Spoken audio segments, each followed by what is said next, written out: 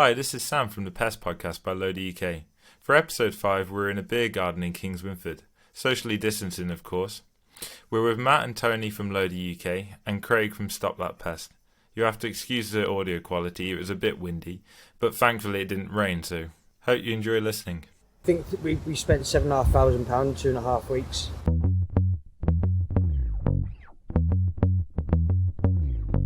So where are we today? British Oak in Kings Winford. Beer garden, socially distancing for a podcast.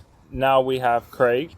Matt brought him on, didn't you? I did indeed. We found you on, what was it, Aussie YouTube channel? Yeah, that was my introduction to him anyway. Yeah. This crazy dude screaming his head off about spiders. I remember seeing it for the first time when it was on TV, and I actually went, "Oh my god, that's one of my customers." When was it on? When was this? This is a long time. It's 2016 now. It was broadcast on Dave. And how on earth did you get on that? What they did is they asked loads of pest control companies to participate in the Tony's process. got a phone going. It's not me. No, it's not Who me. is it then? It's you, It's I not think. me. Oh. It's not me. Sam, it's you. Whose phone is that? I don't know. Oh, it's Shelley's phone. Sorry. Whose phone is it? You have to turn it off. Yeah, I don't even know where it is. Who is Shelley? My wife. I don't steal my wife's phone when I go away for the weekend. It's her work phone. Stop ringing.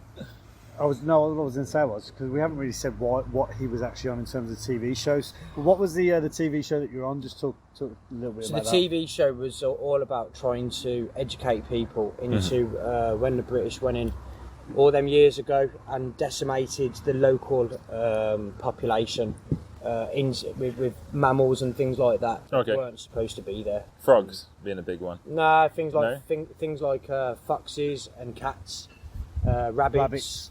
Yeah. Really? Yeah, because Even obviously camels as well. Yeah, Camels? Camels Yeah. they introduced into Australia, which took over quite So drastically. someone has a camel issue in their Oh, you house. can eat camel over in Australia. Can you Can please you come eat and help camel? me? I found a camel in my bed. There's a clip on there actually which is quite funny where I give an ear piercing to a ghost. The one that we quite fond of, mate, is how scared of the spider you were. Yeah, you were petrified. To be fair, I would have been too. It was a tarantula. From a childhood, I was basically traumatised by my family. Probably could sue him now for traumatising me because he used to chase me around the house with big spiders. Like, gave me a bit of a phobia. I've got a spider hat that I use on jobs because I get fearful when I go into lofts and things like that. What do you mean? Do you know what I mean? What's a spider hat? That's Like just a hat that you spider, wear. a bit like Spider-Man, but different, and it's a spider hat. You put it on your head, and all the cobwebs don't go on your face and that. Look at me, I'm a bearded fella now and that. If I walk through spider webs and that, I just get freaked out and that, like, I get all them, like... Matt's trying to work out if he's joking. No, honestly, like, spiders to me are just bad. Bad news, they got like leggy and, like, personalities and that. Yeah, but they're not going to kill you. Yeah, they're Not in this scary. country. Tarantula in Yeah, Australia, tarantula in mate. Australia, It's one of the mate. most deadliest things going, I think. So I would have been pooing myself as well, so you don't have to cut out me saying a swear word. But to be fair, we have to watch false widows. We've got to be careful of those. There's loads of and them they're around becoming as well. quite prevalent. I know most of They're them actually have deadly, though. They're not deadly. They can make you quite ill if you've got a significant health condition, heart problems or anything like that, or they're very young. But I don't think there's been any Just, recorded deaths. I'm not a dog. What would you use against that, Tony? Against what? Spiders.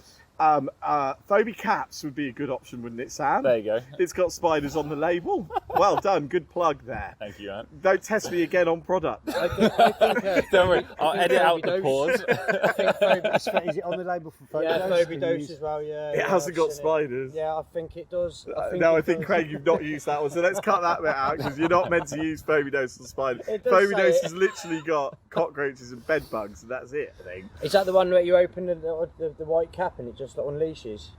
What the product Phobidose, does? Is yeah. it like his big hand comes out? I'm gonna everywhere. I'm gonna go catch that spider. You're thinking of Phobia F&F, Stop the one that shot. spider. Oh, Yeah, the one Yeah, shot. no, Yeah, the one shot. The I think one shots. Do they cover spiders on the label? I don't think they do either. No, I So we've only don't. got phobia caps. I think we've got Phobie caps, okay. and then, yeah. There you go. We'll Yeah. just leave it as Cut all phobia that caps. out. No, we will. All Yeah. that bit out. I'm just going to edit it so it's There like literally there Tony aren't many going- products that have got spiders, No. are there? No, I mean So- Ficam W did, but then again. Yes, history. The That thing had with everything. spiders We've as covered well that is on if the If previous. spiders are walking across the surface that you've spray treated, it's not necessarily going to come into contact with the actual product itself. The base of the feet might do, depending on how big the spider is. But We've got a range of products called vacuums. We just say, look, what you need to just go vacuum, just vacuum. Is that your professional pest control tip? Yeah. We'll leave that bit out. Yeah. But he's not the only one who's scared of things, because I'm petrified of wasps. But literally, yesterday, my little 3-year-old girl chased a wasp out of the living room because I wouldn't go anywhere near it. But honestly, I can't stand the things. Like, I got stung on my lip when I was little. And that's the end of it. Yeah, it was like natural Botox. It would save people a lot of money. Stick their face in a wasp nest, and there you go. Yeah. I did a really good job the other day, and there was a wasp nest at the back end of the garage, and I've opened the garage door using digrain, the wasp nest destroyer, to get rid of the wasp nest, and then as I closed the garage and I got the pole to knock it down, bad mistake. Got stung on my arms everywhere. Locked in the garage with all these wasps. Digrain control, all of it. I've never been stung. I got stung when I was 12 in a chippy, of course, because I was 12 and I was fat. And I got stung by a bumblebee, bizarrely. It flew up my shirt and I did that. Only time I've ever been stung my whole entire life. I would sting you if you trapped me in your armpit as well. I wouldn't want to stay in there very long. A lot of people don't realise with wasp stings is that people think you have to be born or have to have anaphylaxis to have an allergic reaction.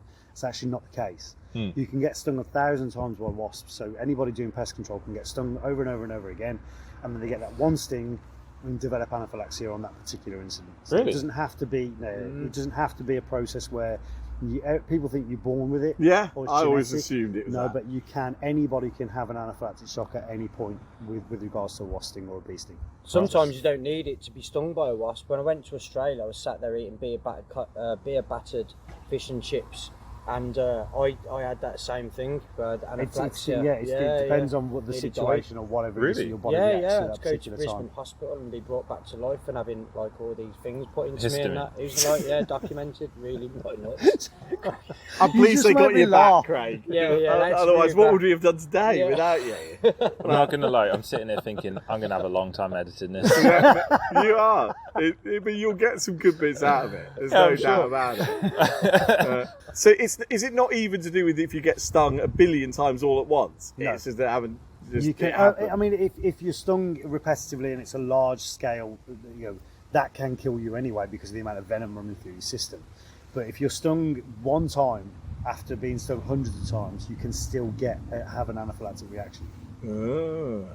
I don't think I'll go through the movie collection of my kids at the moment, and one I don't think I'll ever put on is My Girl. Because I think the last time I watched that, I cried for about an hour when Macaulay Culkin died from being stung by wasps. So I don't want to embarrass myself in front of my kids too much. Feeling a bit young here. Have you never seen My Girl? No idea. Do you know who Macaulay Culkin is? No.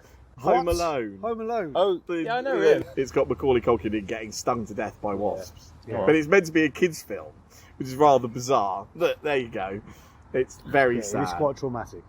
Okay, so how did you find lockdown with regards to obviously a lot of businesses being locked down? Did you find you lost a large percentage of your portfolio? Did you call outs drop down, or how have you built back from that?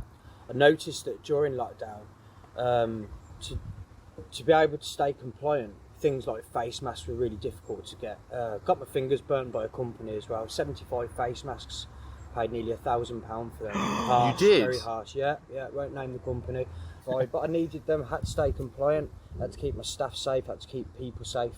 Had my insurance company cancel on me. Why? Due to the fogging element of preventing the spread of COVID for a product that we purchased with all the backing data. It was a product called Microkill, actually. I was going to say you should have used digrain through my OPP. He has. We'll get to that. And we'll cut that one out in a minute because I'll say. Yeah. Do what you need to do. But ultimately, what happened is to enable us to stay compliant for an insurance purpose. We mentioned that we were doing a service of fogging for the prevention of COVID-19. Okay. And then our insurance company, and it was only a proposal, by the way. They cancelled on me, so that was a nightmare. Had to get reinsured by a pest control wildlife management insurance company. Wow. Yeah, it was really so you've difficult. had some tough times. Yeah, really difficult. Wow. It's been difficult because, like a lot of other pest control companies probably lost about 30-40% of their business because they're contractual based. Yeah, and we've all the heard shops this. shut. Pubs, restaurants. Businesses having a really difficult time for all the invoicing and stuff.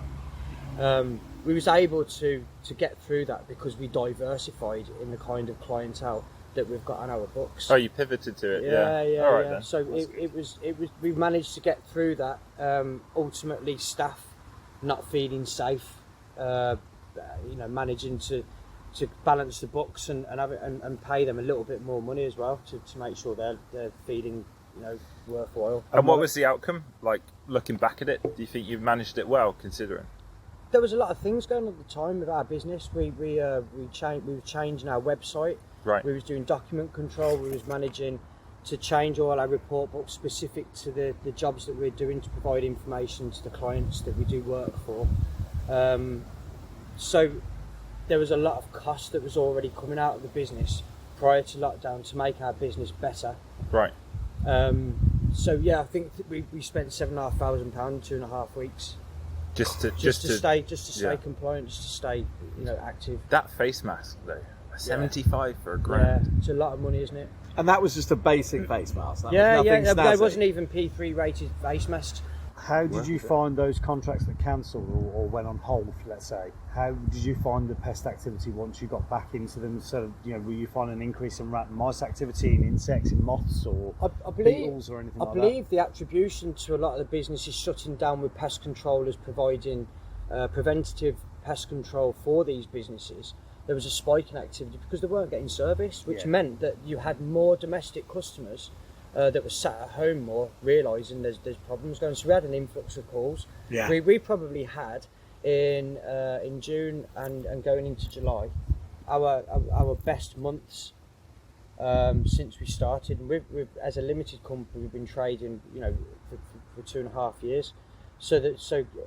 But with the experience going back from 2003, from when I got involved in the industry, the influx calls were very, very high. Right. Very high. That's what I found.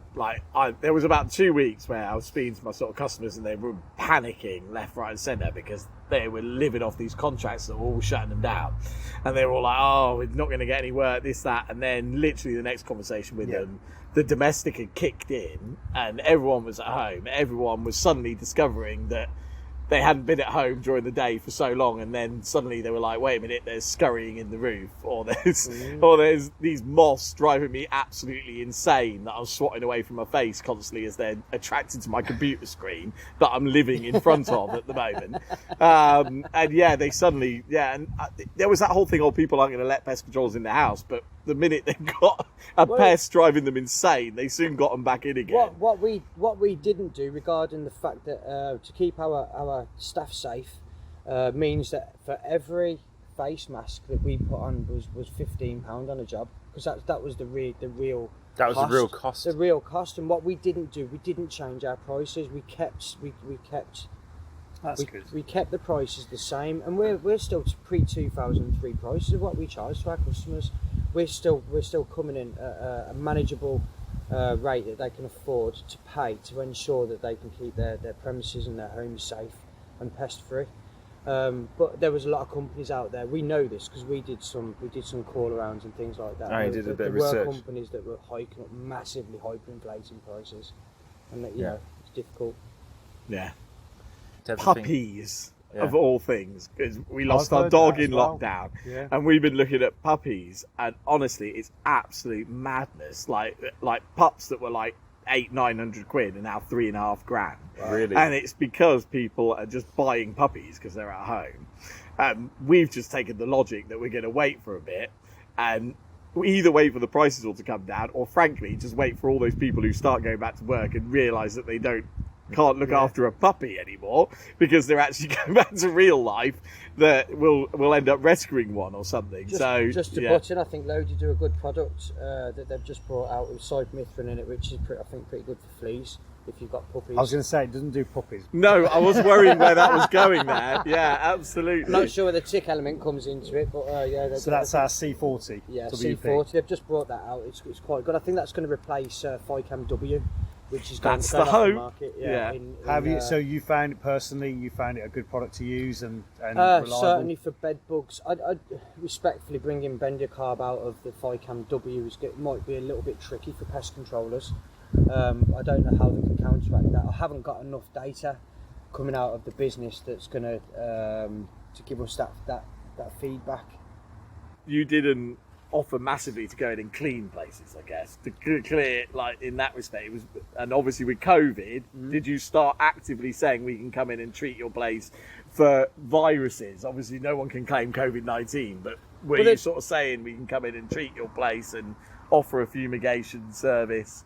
Because I know you bought a lot of our digrain fumite ops, didn't you? The OPP. I think we trademark register our business for the purpose of pest control and sanitation, and they come hand in hand when you're providing a service for these types of things. Hygiene is there, isn't it? Yeah. So was it digrain? Fumite OPP. Fumite OPP. You basically open the capsule, and it's a smoke bomb. So it's a viricide. It's a sanitizer. Yeah, it's quick and easy, really. Just let it go. Really, did you get one particularly massive job? Did you, or was it lots of jobs? We was really limited to what we could do at the time because of our insurance company cancelled because of the fogging element of things. But your product is really, really good because when you've got jobs where you're using it in an environment where there's computers and things like that, don't worry about the element of a water-based fogging. You've got a dry smoke. Yeah, absolutely. So whereas if we get a rat job in a loft, for example, and there's lots of feces there, and the space is really, really small, you can't get in there. These are really good products to use where you don't have to get in there. It takes all the harmful bacteria out of that. But then it comes to a point, from our point of view, could we use it in conjunction with what we wanted to use it for the help of the prevention of the spread of COVID-19 in big areas. It scared us and it frightened us into a way that we couldn't use a product. So we spent a lot of money on products that we couldn't use. Right. We sold a lot of our products on to other suppliers to recoup our money back. Right.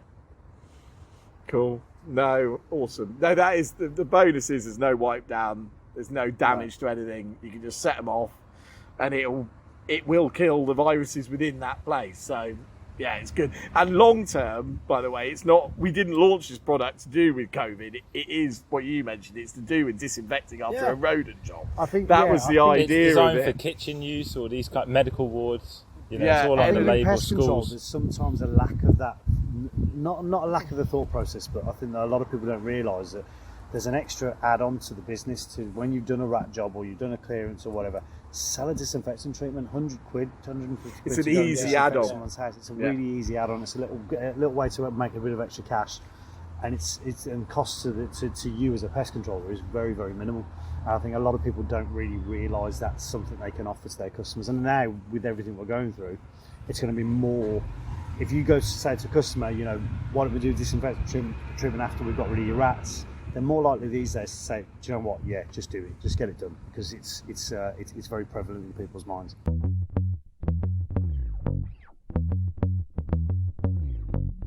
I've got a great cockroach story. Can I tell my cockroach story? All right then. So, when I was 20, I was a holiday rep in Lanzarote. 30 years ago. Yeah, long time ago. You've done me a favour there. He was in there before me saying Yeah, that. I know, exactly. It's quick off the mark. Well done. So, classic duty in this absolute dive of a hotel I had was going in with a massive hangover, obviously, because you're a rep, and having various people come to you and complain about the fact they've got cockroaches in their room, which would be sort of one or two, but this would freak people out because they're like the size of mice. And I do my welcome meeting this one particular morning. No one turned up like per normal. So your only chance of actually making any money is to go around the pool, speaking to them, getting to know them around the swimming pool. And Is playing. this a long story? Yeah, no, wait for it. And you play like games. You bring out games and stuff. And this was the beginning of a new summer season. And I wheel out this giant Jenga. It just looks like this massive wooden pole, and it's huge. It's like almost as tall as me. And I wheel it out, pull off the front lid, and what I didn't realise was it had been in there for a couple of months, and obviously there was a mass nest of cockroaches that had been breeding in there for a while. So I literally pull open this giant Jenga by the swimming pool, and this flow of like hundreds of giant cockroaches come flying out. Which then I'm there with women screaming, children jumping in the swimming pool. Did you have some chopsticks and some Nutella? Honestly, I just didn't know what to do with myself. I'm there trying to scurry them back in the box because I couldn't think of anything else to do. No wonder he's so calm and collected. He's I know. seen worse. And honestly, I'd also been told, and I still to this day don't know whether it's true, but if you squash a cockroach, it'll like produce tons more. Is that a wife tale? So at that time in my life, I believed it was true. So I was trying not to squash them because I thought it's just going to get worse. So I'm scurrying these massive cockroaches. Anyway, it was an absolute disaster. One way to clear a swimming pool.